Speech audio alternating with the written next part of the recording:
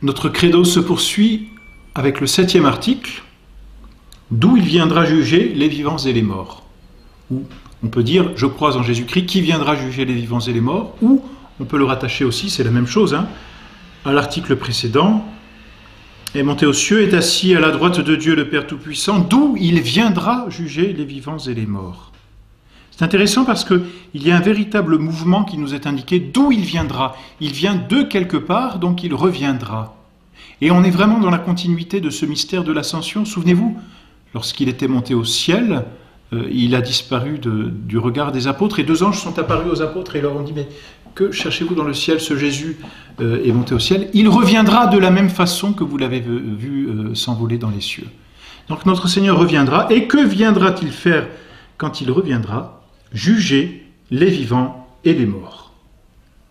Alors Dieu est juge de toutes choses, et c'est normal. Pourquoi en est-il juge? Il en est le créateur. Donc Dieu est le juge souverain, cela ne fait aucun doute. Mais ici, nous croyons en notre Seigneur Jésus-Christ qui viendra juger les vivants et les morts. Cela signifie que notre Seigneur vient juger en tant que Dieu, c'est légitime, mais il viendra juger aussi en tant qu'homme. Et en tant qu'homme, il a reçu ce pouvoir de juger tous les autres hommes. Il lui a donné, dit saint Jean, le pouvoir de juger parce qu'il est le Fils de l'homme. Saint Jean dit encore ailleurs, le Père a remis tout jugement au Fils. Alors, il y a toujours un premier jugement qui se fait au moment de la mort.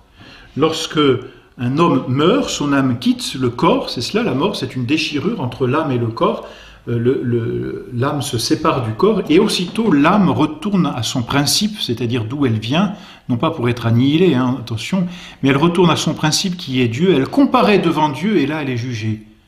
Comme dans l'Évangile, notre Seigneur, dans cette parabole, notre Seigneur nous parle de ce chef qui revient et qui fait venir ses intendants et qui dit à chacun d'entre eux, rends compte de ta gestion. Alors l'âme paraît devant notre Seigneur et là elle est jugée, rends compte de ta gestion, tu viens de terminer ta vie sur terre, rends compte de ta gestion. Voilà, ça c'est le jugement que l'on appelle particulier, qui se déroule pour chacun d'entre nous au moment même de la mort. À l'instant même où l'âme quitte le corps, elle comparaît devant Dieu pour y être jugée.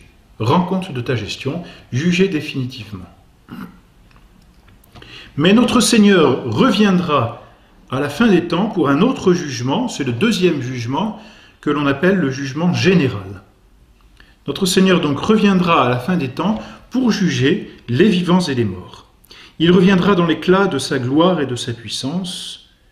Il le dit, je vous le déclare, un jour vous verrez le Fils de l'homme assis à la droite de la majesté de Dieu et venant sur les nuées des cieux.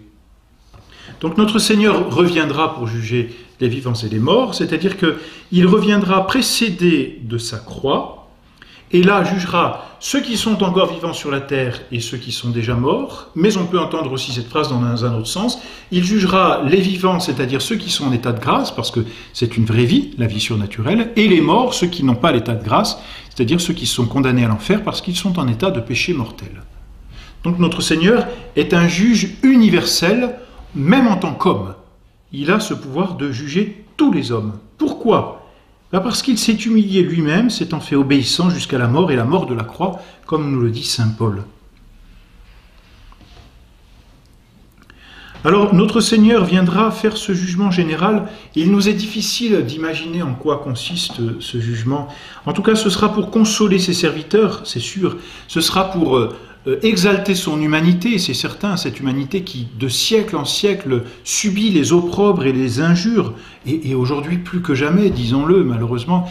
Alors c'est justice que cette humanité soit récompensée et soit glorifiée devant tous les hommes, n'est-ce pas? Devant tous les hommes qui auront, tant devant les justes qui auront pleuré de voir cette humanité bafouée, que devant les impies, que les justes seront heureux de voir punis pour avoir bafoué l'humanité de notre Seigneur.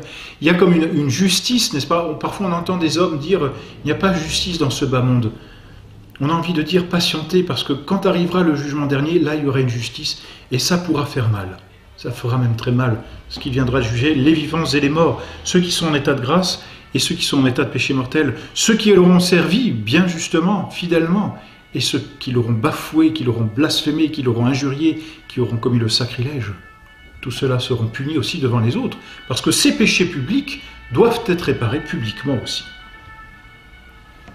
Alors donc notre Seigneur reviendra quand? Difficile à dire, à la fin du monde. Mais quand aura lieu la fin du monde, personne ne le sait, et personne ne peut le savoir, puisque notre Seigneur lui-même dit ce jour-là, donc cette fin du monde, nul, excepté le Père, n'en a connaissance, ni les anges qui sont dans le ciel, ni même le Fils. Alors, il faut comprendre cette phrase.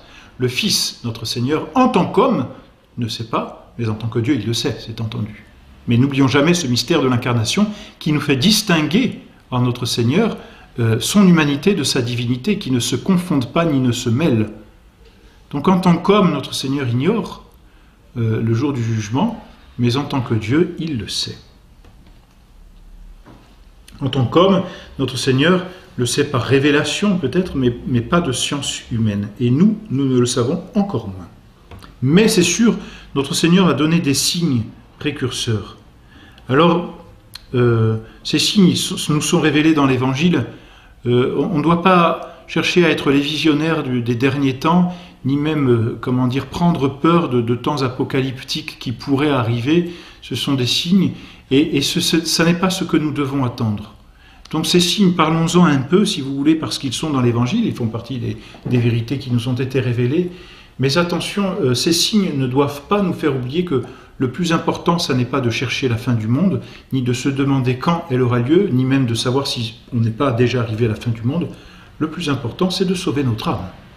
Donc parlons de ces signes brièvement, sans oublier que ça n'est pas la recherche un peu curieuse ou morbide de ces signes qui fera notre sainteté. La fin du monde arrivera quand le bon Dieu voudra. À ce moment-là, prions que notre âme soit prête à être jugée et bien jugée. Il y a des signes éloignés, c'est la prédication de l'évangile à tous les peuples. Ça nous est donné en Saint Matthieu. Cet évangile du royaume sera prêché dans le monde entier, en témoignage à toutes les nations. Et alors, dit Saint Matthieu, viendra la fin. Il y aura à ce moment-là un affaiblissement général de la foi, une corruption de mœurs, semblable à celle qui provoqua le déluge. Or, on sait que Sodome et Gomorrhe, n'est-ce pas, étaient des villes dont les mœurs étaient dépravées. Malheureusement, la ville de Sodome a donné son nom à un péché, justement, hélas, trop courant dans notre monde. Notre Seigneur nous parle aussi de l'apparition de l'Antéchrist. Le jour du Seigneur ne viendra point qu'auparavant ne soit venue l'apostasie et que n'ait paru l'homme du péché, le fils de la perdition, qui est un ennemi déclaré et qui s'élève au-dessus de tout ce qui s'appelle Dieu et de tout ce qu'on adore, jusqu'à s'asseoir dans le temple de Dieu et à s'y faire voir comme s'il était Dieu. Ça nous est révélé dans la deuxième épître de saint Paul aux Thessaloniciens. Ne cherchons pas là encore à scruter si l'Antéchrist est arrivé ou pas. Ce sont des signes que notre Seigneur nous donne et qui doivent plutôt susciter en nous le désir de rester fidèles à notre Seigneur et non pas de chercher absolument à comprendre toutes les prophéties. Une prophétie reste toujours mystérieuse jusqu'à ce qu'elle soit révélée, ou réalisée plus exactement, pardon. Alors voilà, notre Seigneur fera très certainement, comme dit encore saint Paul dans son épître aux Thessaloniciens, fera périr cet Antéchrist par le souffle de sa bouche. Tout cela est bien mystérieux, voyez, pour nous prédire l'avènement de notre Seigneur au jour du jugement dernier. Il y a quelques signes prochains qui ne trompent pas, ce sont les signes qu'il y aura dans le ciel et sur la terre. Dans le soleil, dans la lune, dans les étoiles, sur la terre, la consternation des peuples à cause du bruit tumultueux de la mer et des flots. Les hommes sécheront de frayeur dans l'attente de ce qui doit arriver à tout l'univers, car les vertus célestes seront ébranlées. Mais alors notre Seigneur apparaîtra précédé de sa croix glorieuse, et c'est cela qui réjouira les fidèles. Les fidèles sont ceux qui aiment la croix. Le chrétien, c'est celui qui porte sa croix, c'est celui qui a répondu à l'invitation de notre Seigneur, celui qui veut être mon disciple, qu'il prenne sa croix, qu'il me suive, qu'il se renonce et qu'il me suive. Donc celui-là, quand il verra la croix de notre Seigneur apparaître, n'en sera que plus joyeux de voir ce signe qu'il a tant aimé et qu'il a tant pratiqué dans sa vie. Et d'un autre côté, bien cette croix, malheureusement, est une pierre d'achoppement et les ennemis de notre Seigneur la détestent plus que tout. Et on voit bien que peut-être ce que cherche le plus à faire le démon, c'est à détruire cette croix, à l'enlever et à détruire aussi le mystère de la croix, qui est le mystère de la rédemption et le mystère de la Sainte Messe. C'est donc la croix qui apparaîtra et qui précédera notre Seigneur. Et puis notre Seigneur enverra ses anges qui feront entendre la voix éclatante de leur trompette. C'est saint Matthieu qui nous révèle cela. Voilà donc les signes précurseurs qui précéderont le jugement général. Ensuite, comment se fera ce jugement général? Où se fera-t-il? Là aussi, rien n'est révélé et à la limite, ça n'est pas la peine de chercher. Encore une fois, il nous faut être prêts. C'est une vérité de notre foi. Donc notre Seigneur reviendra comme juge, c'est légitime, nous l'avons dit. Maintenant, notre Seigneur à ce moment-là reviendra, nous ne savons pas quand.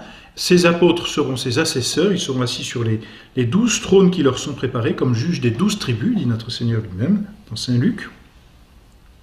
Et les consciences seront dévoilées devant tous les hommes, comme des livres ouverts. C'est-à-dire qu'on pourra lire dans la conscience de tous les hommes. Nous pourrons lire dans les consciences les uns des autres. C'est un mystère aussi. Et là, notre Seigneur prononcera la sentence éternelle. « Venez les bénis de mon Père, possédez le royaume qui vous a été préparé dès le début de la création.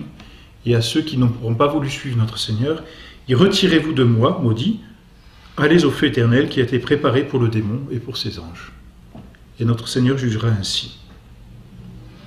Sentence, vous voyez, qui sera prononcée sur le degré de charité ou même sur la charité que nous aurons, que nous n'aurons pas malheureusement. Et à ce moment-là, donc, tous les élus entreront au ciel pour l'éternité et malheureusement, les damnés iront en enfer pour l'éternité et toutes choses seront renouvelées. Et la vie sur cette terre cessera. Voilà donc cet article très mystérieux, enfin mystérieux dans ces circonstances. Notre Seigneur viendra juger les vivants et les morts. Bon, alors ça, nous le croyons de foi en tant que Dieu pour réparer tous les blasphèmes qui auront été faits contre son humanité, et puis ensuite pour récompenser les bons et punir les mauvais, et puis ensuite toutes ces circonstances restent mystérieuses, n'en reste pas moins vrai que notre Seigneur viendra quand même juger les vivants et les morts à la fin de toute chose, à la fin du monde. C'est ce qu'on appelle le jugement général.